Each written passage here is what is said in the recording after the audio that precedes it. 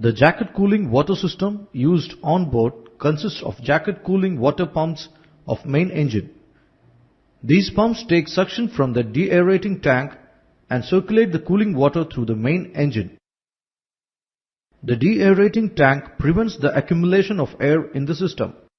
When both the main engine and auxiliary engines are running, valves P2 remain shut and valves P1 are open.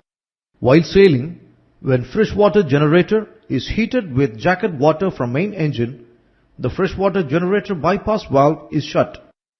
When the freshwater generator is not in use, the bypass valve is kept open. From main engine, the cooling water flows to the jacket water cooler. A temperature sensor at the engine outlet senses the water temperature and controls the three-way valve at the cooler outlet. Depending on the temperature, water bypasses or flows through the cooler. Water from the cooler flows to the deaerating tank. Volume of water in the system decreases due to evaporation and leakages.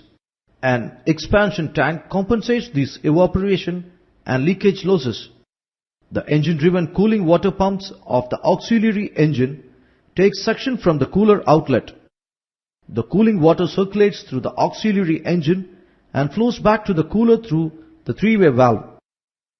If the outlet temperature of cooling water is less, water flows back to the suction side of the pump.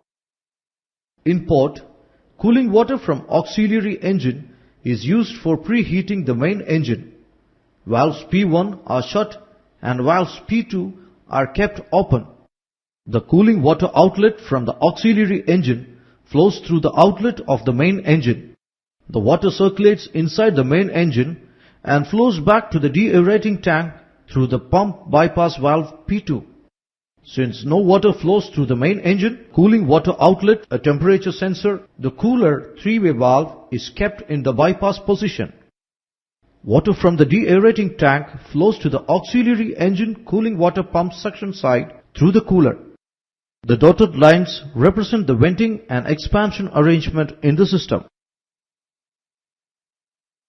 Click the pressure gauge icon and mouse over the highlighted gauges to see the existing pressures and the digital readout.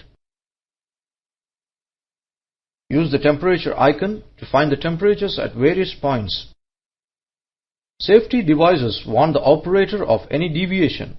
The highlighted devices of the system act as frontline safety provisions which trigger the actual safety alarms, shutdowns or isolations.